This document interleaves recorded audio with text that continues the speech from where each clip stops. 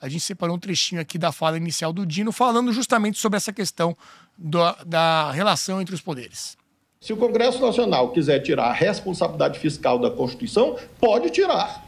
Se o Congresso Nacional quiser tirar o presidencialismo da Constituição, pode tirar. Assim como também pode desconstitucionalizar o devido processo legal orçamentário. Mas enquanto estiver na Constituição, não se cuida, portanto, de uma invasão do Supremo, e sim de um dever. Se nós temos normas constitucionais que estão aparentemente em dissonância, a harmonização de tais normas é uma atividade tipicamente jurisdicional em todos os países do mundo, enquanto o Brasil foi um regime democrático. Portanto, não há nenhum intuito de usurpação de atribuições de outros poderes.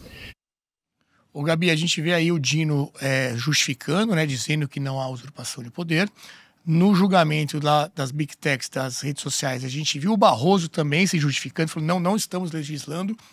Mas quando tem que se explicar muito é que alguma coisa está meio esquisita, né? Exatamente.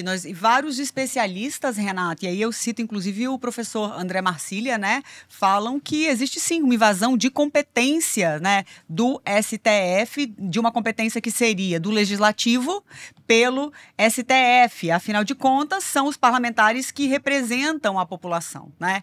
E eu acho que é fundamental que a gente explique exatamente para a nossa audiência o que foi votado ontem. Afinal de contas, o que ocorreu reconfigura completamente a vida dos brasileiros que utilizam aí plataformas, redes sociais, né? Foi uma total mudança.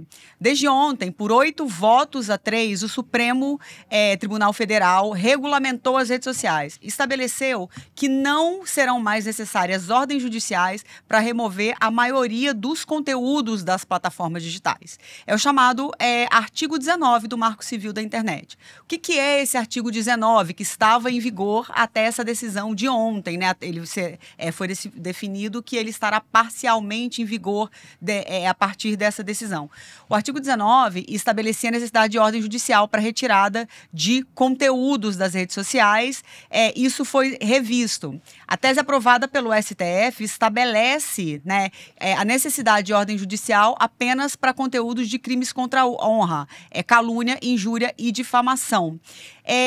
Alguns especialistas apontam o aumento da censura, porque não está estabelecido de maneira clara os critérios para que conteúdos precisem ser retirados das redes. E aí, ontem, por exemplo, eu conversei com o cientista político Diogo Costa, conversei com o André Marcília também, e eles apontaram, Renato, que as plataformas começarão a retirar conteúdos de maneira proativa, ou seja, começaram a retirar conteúdo que elas imaginam... Podem começar, né? Ainda não... Podem começar a retirar conteúdo das plataformas de maneira proativa. Isso, ou seja, não correr um risco. Se elas acham que pode dar problema, elas vão lá e retiram, né? Conteúdos das seguintes categorias.